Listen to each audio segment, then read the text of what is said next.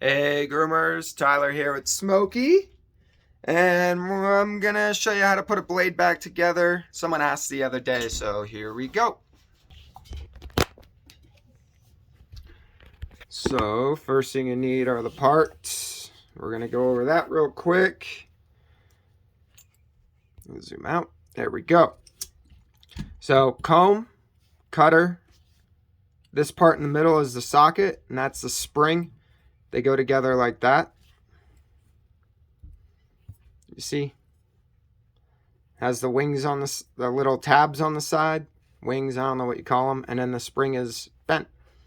So you just slide it in there like that. And then I always oil before I assemble. So I'll put a dot there, put a line across the teeth.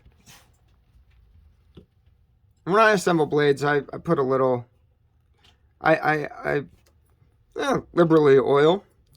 And then set that there. Make sure it's flat so it's not wonky. Because sometimes you might have to bend the spring or replace the spring.